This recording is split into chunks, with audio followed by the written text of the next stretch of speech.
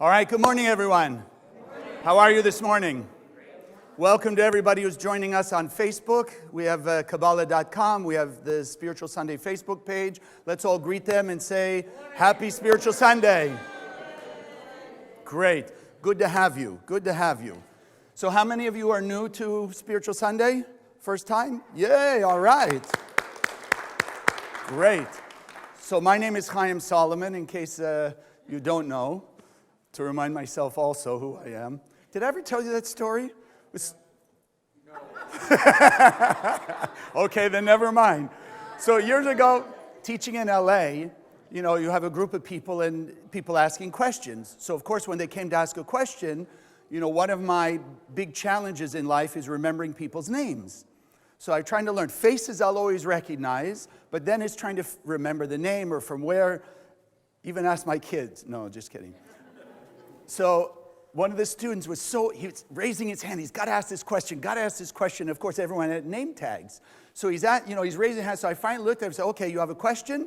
And he's ready to burst out the question. And I said, first, tell us your name.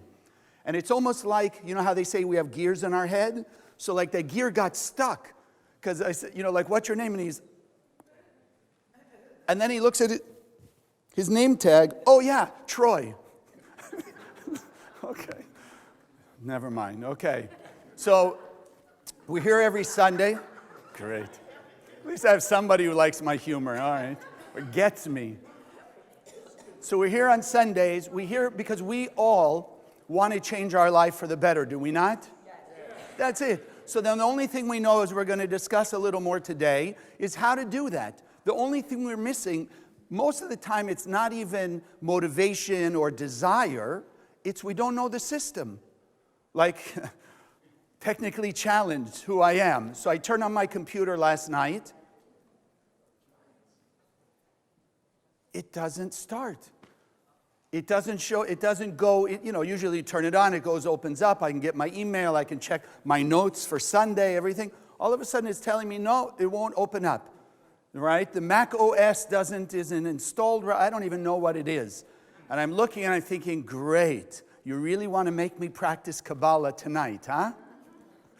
Okay, so we all have challenges in life. I don't know how to deal with it. So I have, fortunately, an IT person who's going to come tomorrow, and he's going to do it. But, fortunately, I have learned over 30 years how to understand this technology called Kabbalah and how it can help every human being on earth because it's technology for the soul. And as long as every person you know has a soul inside them,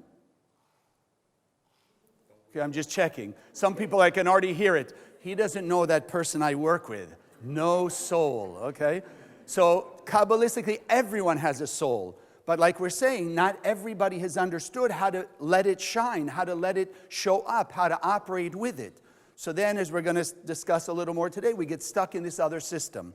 So you and I are here to be not only learning the system of Kabbalah, this universal spiritual wisdom of how we can activate more of the blessings in our soul, but also how we can begin to unite all the souls on earth. Because if we really want to remove the chaos of the world, which sadly we're seeing so much of, right? Which is the only reason, frankly, that I watch the news, is to see what's going on around the world so I know where to send the light, where I can reach into the heart and souls of people that need it now. It's not that the rest of us don't need it, but when you hear of tragedies, and it's not just the ones we even see on the news, probably a lot of chaos is going on in the world that we don't even see or hear about, but it's happening out there, which is why you and I are here gathered, and all the people who are watching from around the world, we can make the effort to surround the entire world with the light of the Creator. And by doing that, as simple as we see in any physical location, in any physical situation, the moment you turn on a light source, anywhere in this earth, what happens to the darkness? It just disappears. It just disappears. Now, how many of you know how that works? Really? You know how? So I'd like to hear it in scientific terms. What makes the darkness go away? No, but that's not telling me how. You're just telling me the light knows how to do it. You're not telling me that you know how the light does it. But years ago in LA, a student brought a friend from Northern California who was literally a rocket scientist. Literally a rocket scientist. And so I figured, okay, let me check with this rocket scientist.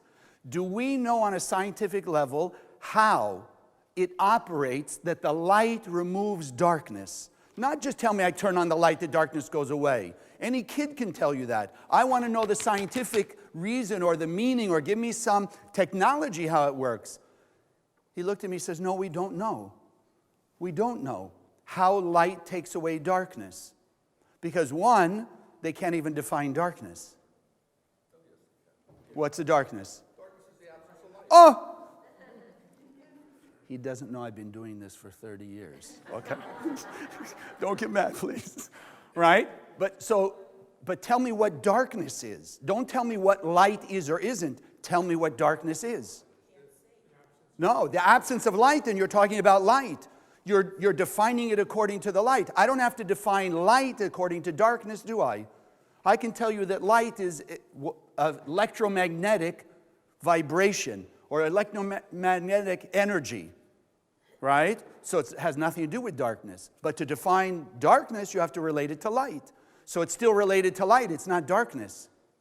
Because according to the Kabbalists, as you and I have been learning, darkness is part of the illusion. It doesn't really exist. It doesn't really exist. And I'll give you one more example, and then we'll do our affirmation and we'll go on. Because I know I'm taking a lot of time in the beginning. I usually don't do. But I've shared this story before. If you wear infrared goggles, right, like they do in the military or the spies or things like that, and you walk in a pitch dark room, it's absolutely dark. No windows, whatever, it's all closed off. What do you begin to see if you have infrared goggles on? You still get to see some light. You can see some images. You see the objects in the room. So what does it tell us about the darkness? Light is everywhere. How much more the light of the Creator? If the physical light is everywhere, then the only limitation we have is not the light is limited. Our eyes are limited to be sensitive enough to see the light in what we call darkness. So that's what we're learning here in the center on Spiritual Sundays, to take away the limitation of our five senses so we can not only perceive, but we can live more and more as the light of the Creator from our soul. And that's our job, is to live as the light, because we know the light will take away the darkness, because the light is everywhere, and darkness is part of that unreality. Because the moment you turn on light, what happens to darkness? Disappears. Where's the fight? Where's the argument? Does the darkness ever fight the light? No power. No power to fight it. That's what we're here to do, is just focus on being the light, which is why every week, as we're about to do now, our affirmation is awakening more of the light inside of us. The meditation we do at the end of Spiritual Sunday is to awaken more of the light inside of us, because the brighter the light shines out of us, the faster our darkness and our chaos goes away. And that's what a better life is about. It's not about figuring out how to make things happen. It's about how to change us and allow the light to do the work, just like these lights take away the darkness. They know how. We don't have to. We only have to know how to turn on the light. So if I can ask you to join with me, we'll have our affirmation here in a minute. There we go. If we can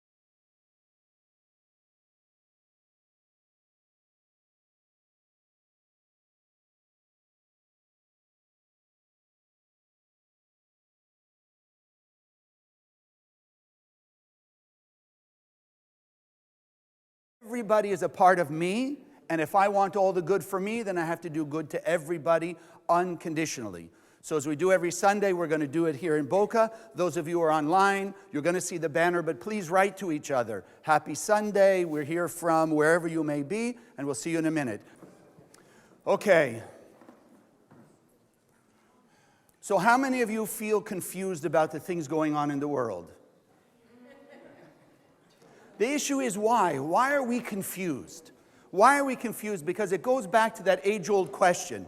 Why do good things happen to bad people? And why do bad things happen to good people? And who are the good people we usually refer to? Ourselves. right? Because we're all good people and we all have some kind of issues, challenges, blockages, chaos, something that we're experiencing. So we always think before Kabbalah, well, if everything is cause and effect, if there truly is action-reaction and nothing is random, then how do we explain it? If we're such good people, the challenges come our way. So that's part of what I would like us to get today, is a deeper understanding of that, so that once again, as we will learn the system, we can then overcome those blockages. We can then change the chaos. As many of you know, my favorite example is the Rubik's Cube. Yes? You buy it from the shelf in the store, and what does it look like? It's perfect, right? Then you mix it up like this, and if you're like me, how long does it take you to put it back to perfection? Exactly, forever. I can never do it. But if I hadn't seen it already off the shelf, and if I hadn't mixed it up myself so I know I didn't pull the pieces apart and then put them back together, then I have to know whether I can do it or not. I have to know there's a system that will put it back to perfection, because it started that way. So what do? You give it to the 8-year-old, and the 8-year-old does bum, bum, bum, bum, bum, bum, bum, and then looks at you like you're, I don't want to say the word, but okay, right? And then it's perfect again. So the thing that the Kabbalah is offering us is understanding the system. Because as we understand the system, then we are capable to work with the system and remove the confusion. It doesn't mean, by understanding in our consciousness how the system works, that suddenly the Rubik's Cube turns back to perfection.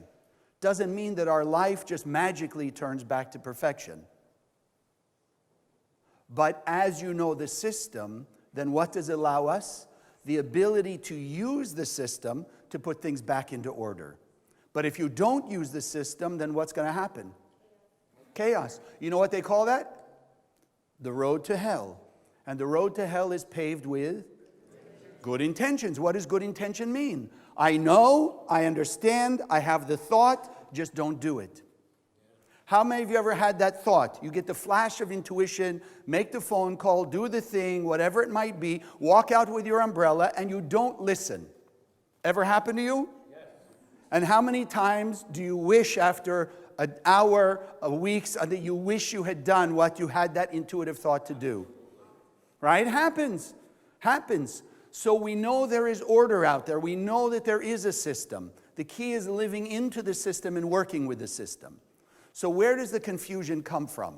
So I want to start first with a biblical story that will help us realize who we are and how we live this life in this world right now.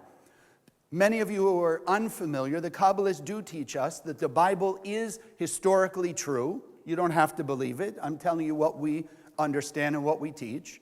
But the stories of the Bible themselves are just the most surface level understanding. And that's where the Zohar, the main writings of Kabbalah, come in to give us the deeper understanding that are the eternal truths. So as we can unlock the code of the Bible, then we can understand in 2018 how to live our life according to that spiritual technology and take away our chaos. So the story that I want to start with is the story of Rebekah, Isaac and Rebekah, the patriarch and the matriarch, as in Abraham, Isaac, and Jacob.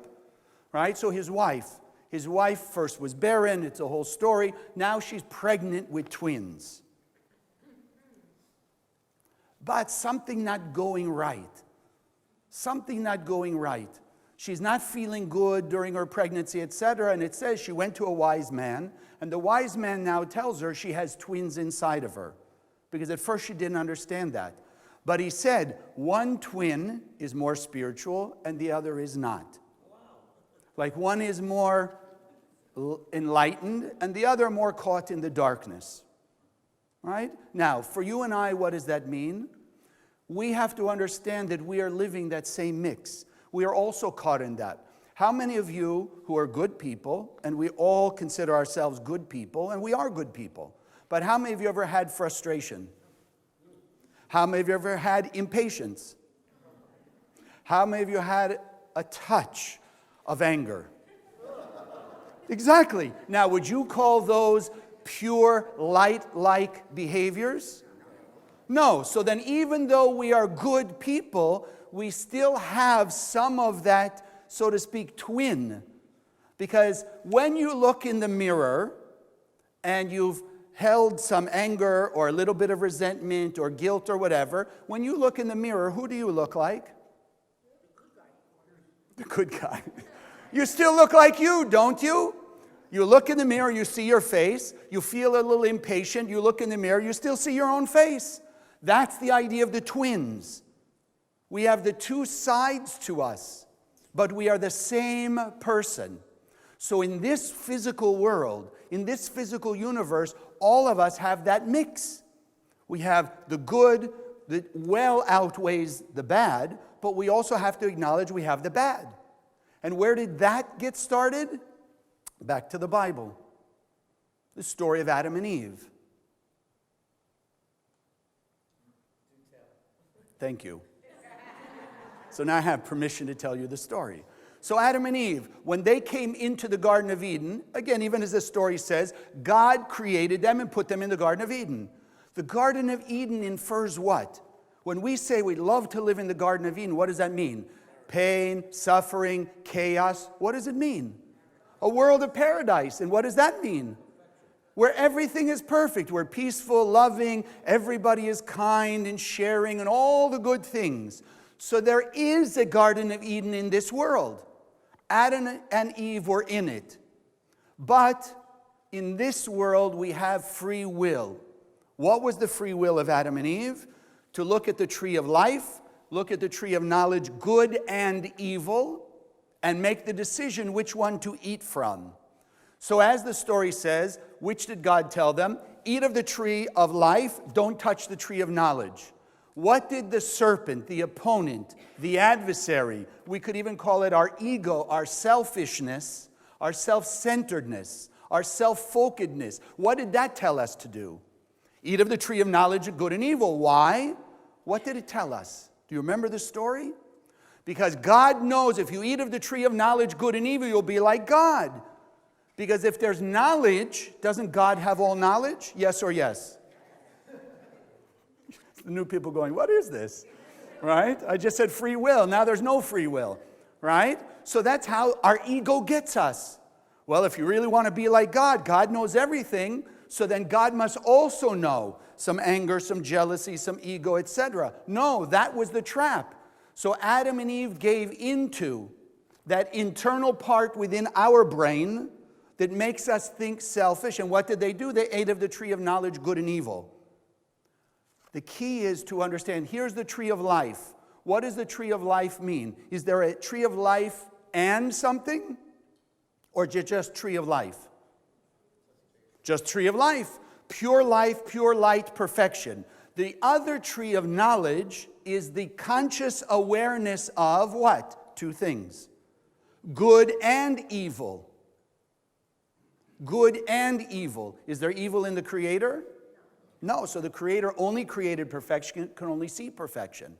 So we come here to understand inside of us, we are already pure and perfect beings. We have perfection within us. But because of free will, we've been allowed the opportunity, and since Adam and Eve, from which we all come, gave into the tree of knowledge, good and evil, we have been able to behave out of ego, guilt, shame, anger, impatience, greed, etc. So we are now a mix of both of those. Our spiritual work is to do what? Purify the negative part of us into the good part of us. Take away the darkness. Because just as a thought, if God created us with an absolute 100% desire for total and absolute fulfillment, what do you think the evil people in the world are looking for? They're also looking for fulfillment, are they not? People only do what we call bad things because that's their perspective of how to have peace and serenity and all the good things of life. So they're not that different. But like we started, they don't understand the system that if they'll work with the light inside of them, they can have all good all the time that lasts forever, eternal bliss. But as we all know, when we give in to our reactivity, we call it, the guilt, the ego, the fear, the greed, etc., we may feel instant fulfillment, instant gratification, but it's only temporary. It's short-lived. And that's why people keep going back again and again and again for those negative behaviors. Because when we behave in a negative way, we have an immediate sense of peace and fulfillment and gratification, but then it goes away. And when it goes away, what do we seek again? That same sense of fulfillment. So we become addicted to instant gratification, then it goes away, then we have to get it again, then it goes away. Some of us are mature enough to remember the disco era.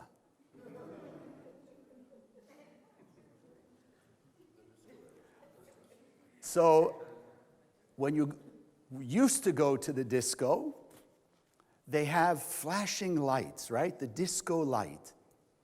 Flashing lights, right? And it looked really great because when you danced, it had this great effect.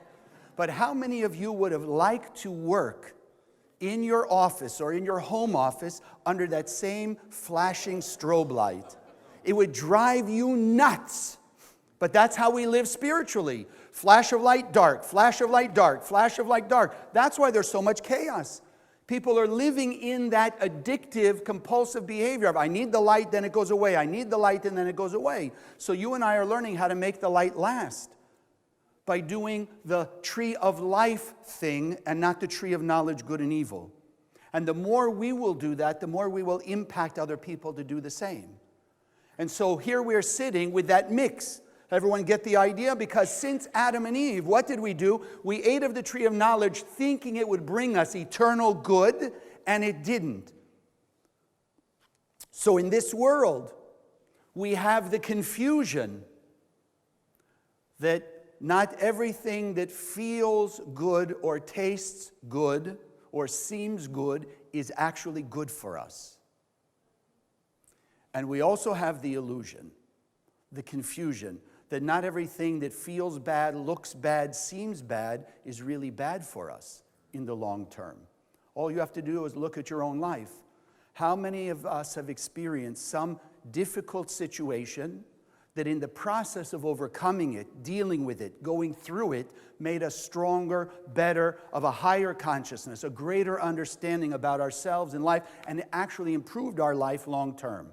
Ever happened to you? Yes. Exactly. So then not everything that looks bad initially is bad long term, and vice versa. Not everything that looks good in the beginning is actually good long term. The Kabbalists use such a simple example. If you take fruit off the tree, you take a banana, let's say, and you pick it when it's really, really green. Not the green that some of us like, but really green. You take it off and you eat it. Is it going to be good? No. But do you think that's it? The bananas are just no good? No, you just took it too soon. Let it ripen, and then it will become sweet. And the same thing, the opposite. Sometimes there are trees that if you eat too soon, it almost seems sweet, but you let it mature, and it's not so sweet. So nature is showing us the same thing. Not everything is as it seems, and this is where we've come to be confused. This was the confusion of Rebecca in the story with the twins. She had the two sides within her that were battling. You and I have that same battle on a daily basis. The good and the bad, the proactive and the reactive, the ego and the humility, the light and the darkness within us. But we also know cause and effect. And therefore, the Kabbalists teach us, and I want you to think because it's a little deeper because we can't see it. Every time a person gives in to their ego, their self-centeredness, in one way or another, reactive behavior, we actually take our light and we cause it to create a spiritual curtain or a wall that blocks our capability to see the light of the Creator, to see the true reality of the good in the world, to see the truth that the light of the Creator is infinite. It blocks us. The same way, if right now you cover your eyes, even though you can kind of maybe make out the lights because they're so bright, but do you see the same intensity of the light? Do you see the same vision? No. So spiritually, every time a person does something reactive, gives into that opponent in their head, they create a curtain. And eventually, when there's enough curtains, what do people forget? They forget they're pure and perfect beings of light. They forget the power of the Creator. They forget that perfection already exists. All our job is to reveal it. And then they tend to just go in that downhill slope. You and I are here understanding, no, we want to take away those curtains. And the only way to take away those curtains is by acting in the opposite way. If we built a curtain with anger, then we have to take away the curtain with compassion and forgiveness. If we built the curtain of greed, then we take away the curtain with generosity. If we built the curtain of jealousy, then we take away the curtain with gratitude for our good and the good of others. But remember, it's not in anybody else's hands but ours. Ours alone. And this is where the Kabbalists explain these two people, the souls that were inside Rebekah, Jacob and Esau, that correspond to the light and the darkness within us. What made Jacob, the, so to speak, the good one, and Esau not? It wasn't just as we might say, well, Esau was an evil person, and look at maybe what he did. No, the Kabbalists actually say that initially he had a greater potential than Jacob. Virtually, they'll say 1,000 times more potential than Jacob, the great patriarch. But what didn't Esau do really? He didn't push himself past his comfort zone. He already felt he was good enough as he was instead of living into his potential. So his spiritual blockages, even if they were just a small piece of his total perfection, were enough to cause him to be able to act on his level with an ego, with a greed, with a jealousy, with revenge. Whereas Jacob, even though he was less potentially than Esau, he knew he had more potential. He was living in the moment, and he pushed himself past his comfort zone. He pushed himself out of his daily operating system to live more of his potential. How many of you had parents that ever looked at you and said, look, I know you're doing X, Y, Z. You may be doing as good as you're doing, but I know you have more potential. I know you can do more. Ever happened to you? No. Okay. Some yes, some no. Okay. We're not here to be upset at our parents, but we get the idea. Okay, great. Right? But even sitting here, when you look in the mirror, do you not know that you have more potential than you're experiencing now or expressing now? How do you know? I want to make it very practical, and listen to this carefully. How do you know when you look in the mirror you have more potential than you're acting right now? By living. We think about it all we want. How many people want to win the lottery? Everybody who buys a ticket. At least them we can say, but how many are going to win? Not many, because maybe they truly don't have the potential. But how do you and I know we have more potential than we're living? Thank you. Great. She says, because I tell you. When you look in the mirror, as all good people do, paradoxically, and we can look at ourselves in the mirror and say, oh, Chaim, that was a foolish thing to do. How can you act with ego? How can you act with judgment? How can you act with selfishness? Right there is your potential. Therefore, you know you have more potential. You are now consciously aware you have more potential. Because as the Kabbalists teach us, and I think it's Karen's last book, light from the darkness. So when we can see our darkness of the ego, the fear, the guilt, the shame, as we look in the mirror, we know more potential light is available there in that darkness. It's our job to extract it out of that darkness. But most not so good people, the paradox is they'll look in the mirror and they think they're okay. They don't see their negativity. So that's why, unfortunately, they feel they don't have more potential, so they just got to get from everyone else one way or another. Speaking bad about people, judging people to bring them down below them, or do actions that are harmful to others. But it's a sign that they're not aware of their potential. So we have to be then like Jacob. No matter how good we are, when we can be objective with ourselves and see some negativity, we have to push ourselves out of that negativity. Because remember, when we do those reactive behaviors, what do we create? A curtain. Does the universe want us to have those curtains? No. So how many of you have heard of karma? What does karma mean? Cause and effect. Whatever we've done in the past will come back to us. Excuse me. Well, the Kabbalists add one layer to it. They call it tikkun. Tikkun means correction. That we can either wait for things to come to us to be corrected, or we can run after them to correct them. It's our choice. But either way, we're going to correct them. Because the universe will not hold darkness eternally. It cannot. So that's why, how many of you can look at your life and see the same type of repetitive pattern again and again and again and again? You get upset with similar things over and over again. You're bothered by similar people over and over again. You have certain experiences that no matter where you go, no matter how hard you try and run away from, it follows you. That annoying person at work, you run across the country to get a brand new job, and that annoying person from one side of the country took a new incarnation and a new body and took on that job with you. You ever see that? That's our tikkun, that's our karma. It will never go away because whose curtains are they? They're ours. I created it, I have to take it away. I can't ask you to take mine away. I can't ask my wife and my kids to take it away. I can't ask my colleagues, the other teachers, or my students to take it away. I can't even ask God to take it away. Because one more layer of depth, God cannot see our blockages. God does not see our ego, our selfishness, our greed, our anger, our impatience, our guilt, and our shame. God cannot see it. Doesn't mean God is limited. Don't go there.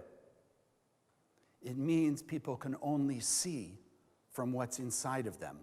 So if we have impatience in us, guess what's easy for you to see in other people? Impatience, right? Because we relate. We have some friends, some students who are good artists. So what's the difference between what a true artist will see in a painting versus yours truly, who doesn't know much about art? You think we're going to see and perceive the same thing in these paintings? Why not? We're both going to look at it. We're both going to see it. I don't have that awareness of art inside me. I can't see it outside. If you have that awareness, all the technical details, or the way colors mix, etc., you will be able to see it in the painting. The same with people. If I have ego, I'll see the ego in others. If I have fear, I'll see the fear in others. If I have greed, I'll see the greed. If I have guilt, I'll see the guilt. So if the Creator, we understand, is just pure light, then the Creator can only perceive light in us. So it's up to us to take away the darkness, because the Creator cannot see it, because the Creator is only light. So that's why things repeat again and again, because the Kabbalists teach us that every challenge comes our way is exactly there to take away our curtain that we created either in this life or a past life. And now don't go passing it off on your past life. Well, how am I supposed to know if I did it in a past life? Because if you did it in a past life, it shows up in one way or another in this lifetime by those same repetitive patterns that may not make any sense. The same as fears. How many people do you know, and maybe it's you, who have a certain fear, but in this lifetime nothing ever happened? You just almost were born with that fear. Fear of water, yet never dropped in the bassinet, never dropped in the bath, never almost drowned. There's no logic to why a person might have that fear of water, but they have it.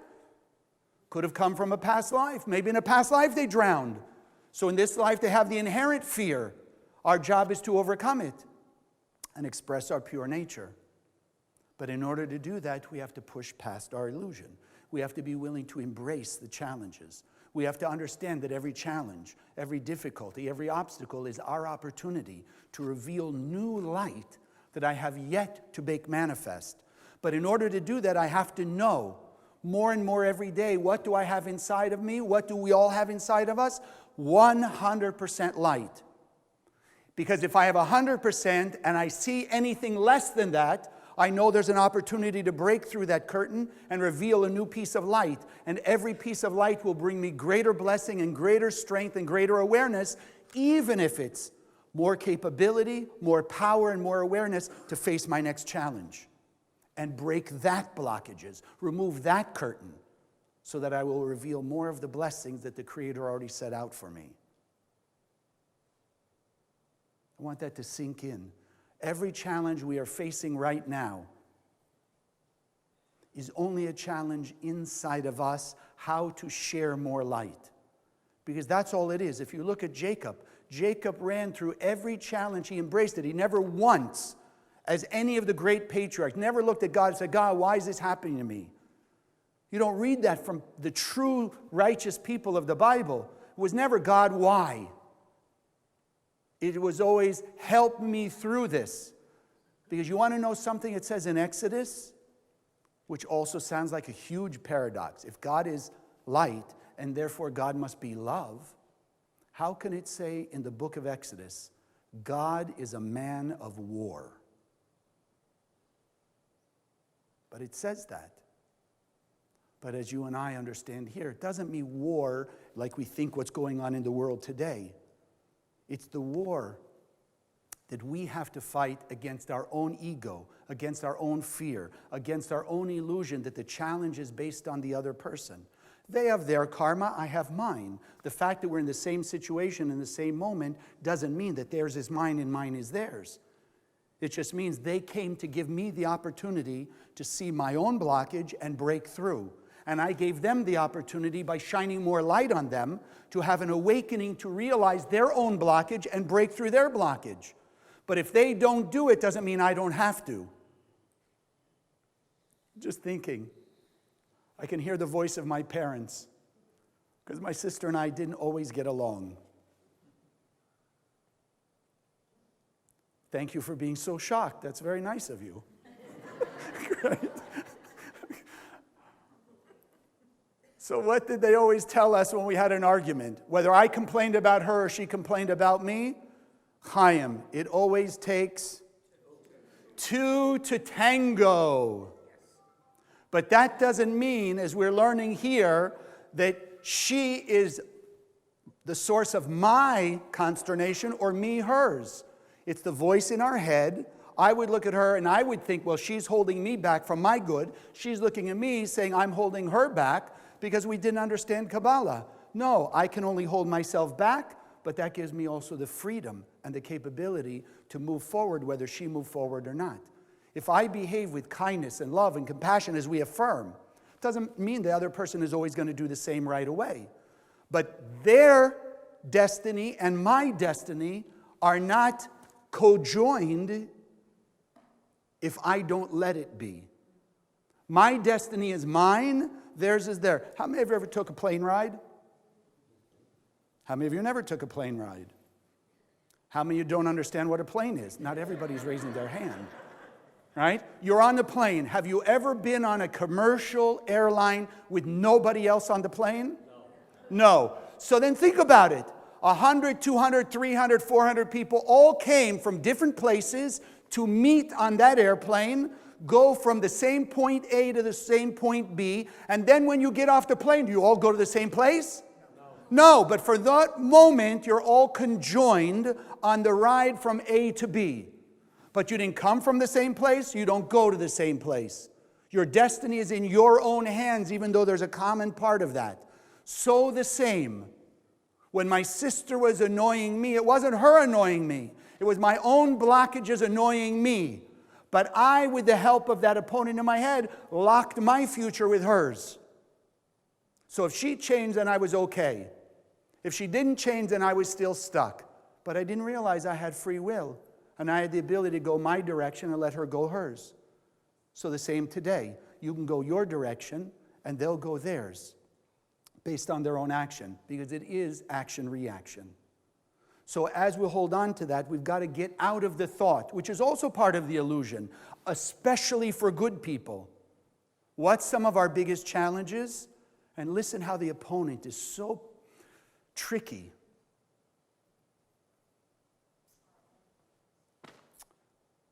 Chaim, you have no idea. I am just too nice. You ever said that to somebody or thought it? I'm just too nice. I'm just too giving. I'm just a pushover. No, let's wake up. Why are we too nice? And why are we too giving? In that way. For my ego. I want people to think I'm good. So I'm good to everyone, even if it's to my own disadvantage, because I want my ego to feel gratified that they think I'm a good person and that people watching think I'm a good person. Because if a person is too nice and too giving in the self-centered way, then what will they end up being that we then complain about? The doormat. Everybody walks all over me and takes advantage. Then you're not the light. Nobody took advantage of Abraham, Isaac, and Jacob. Nobody took advantage of the great Kabbalists. Nobody. Because when you shine light, darkness cannot overtake the light. So if we hear ourselves saying that, it means no, we're being reactive. We're not truly shining our light, we're just being the doormat and doing for people what they tell us they want, so we'll get the feeling that we're good people. No. So I'm not telling you don't give, and I'm not telling you to not be nice. I'm telling you have the balance and understand. You have to be the light, and sometimes the light is to say no to people. Sometimes the light is to speak up to people and tell them what's going on. How many of us swallow the words when something's bothering us but we don't want to say, because we might push the other person's button, they might not like it, we might hurt their feelings, etc. But you know what I've learned? And for me, personally, it has been a difficult issue. Since childhood, I don't like hurting other people. So when that opponent takes advantage of that, so don't say this and don't say that because you might hurt someone's feelings. Well, it took 20 some odd years for me to finally understand the point that if you don't say in a proactive way, in a caring, sharing way, not just, here, this is what's bothering me and spew out your garbage, but to say, look, this is how I see it, this is how I feel. What I've come to realize by not saying it and having the open conversation, it actually hurts the other person more than if you said it. Because if you say it, yeah, it'll sting for the moment, but then you'll work it out. And you'll come to some agreement or some decision how to move forward. But if you hold it inside you, they don't know what's going on, you're not really sure what's going on, and it just creates distance and fragmentation. So we've got to overcome those things. We've got to realize it's never about the outside. We've got to stop fighting the darkness. We've got to stop fighting the chaos. And we've got to start remembering we have the light of the Creator inside of us, and our work is just push myself today. What did we say every Sunday? With greater love, kindness, and compassion for all human beings. Because the more of us who are doing this together, and the faster we can act more like our 100% being, then we will remove the chaos, like we said in the beginning, because the light of the Creator knows how to take away everybody's chaos. The light of the Creator that's inside every human being knows how to push them and help them understand that they are already perfect and how to act with greater love, kindness, and compassion so their life will be better. Because when everyone realizes that the more I act like the light, the more blessing I get regardless of everybody else, then the thieves will stop stealing, the murderers will stop murdering, the terrorists will stop terrorizing, the guilt and the shame and the anger will all disappear, because together as we shine light, then we'll be able to remove those curtains that hide the Garden of Eden. We will all see the truth and we will live peace, love, and kindness forever. God bless. Forgot this. So for those of you who are new, at this time we're blessing our offering. And it is a free will offering. If you'd like to support what the center does, you're welcome to do that. But I just want to read, that's why I brought my technology. My computer didn't work. So if I can read to you something that somebody sent to me. So here's one. I've got two if you'll take a moment. Just that you understand the power of what we do here and why I ask of you just really one thing. Appreciate what goes on and share it with others. So even if you go on Facebook, just push share.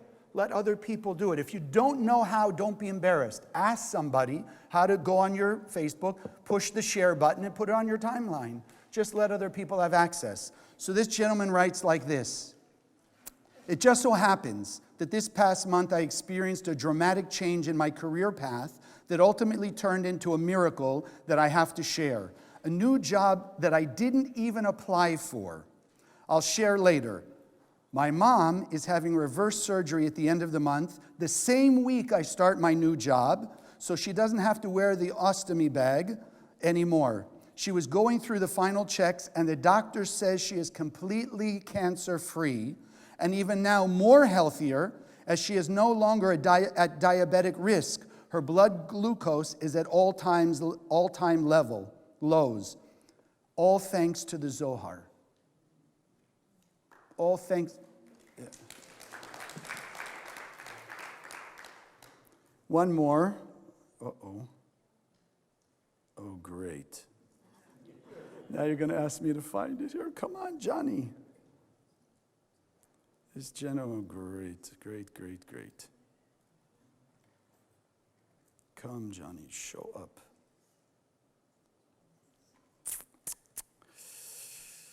Oy. Wait, no, it's supposed to be there. I got to figure out how I got it the first time on my phone.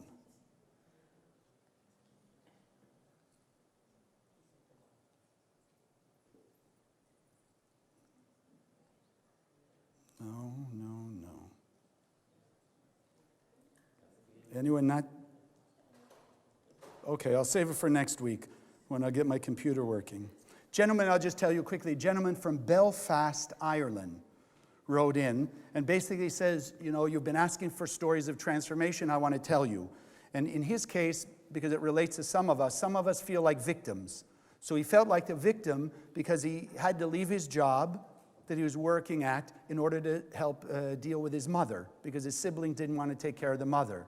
So at first he had resentment, felt like a victim. So now he was writing, he's saying, look, you want to hear the transformation? Since following Spiritual Sunday and using the Zohar, he says, my victim consciousness is disappearing. And not only that, but now I'm going back to school to learn something that I can do on my own. So while I'm taking care of my mother, I can still be doing something to make some money to help out. And it's thanks to the classes and thanks to the Zohar. So I just want to share, maybe he's even watching right now.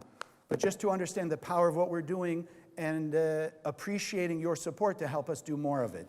If you are new, please just go outside and ask about these books. The book of the Zohar, right? It's a little pocket-sized piece of the Zohar you can carry with you, in your pocket, your purse, your glove compartment of your car. It just shines the light of the Creator to bring peace, love, and blessings, and protection. And some of the stories similar to what we talked about. So let's just take a moment. Those of you who are watching can join with us, just holding your offering in your hand, because we know the offering, the gift, money is just a vessel for the light. So if you just hold it in your hand, close your eyes for a moment, just injecting your love, your light, and your blessing. Gratitude and appreciation for what the Creator has given us, that we're able to share it, to help other people have this spiritual awakening, to have the same miracles and wonders, the same transformation that we're having. We see it going out to spread the Zohar around the world, to spread the technology of Kabbalah, that every person will have access to this technology to convert their chaos to order and all their darkness to light. We send it out with love, gratitude, peace. And we open our eyes and we say, Amen. If we can wish all of our friends online, Kabbalah.com and Facebook, have a great week. Please send in your stories and transformation. Let them hear you. Have a great week. Yeah, okay. Thanks for joining us.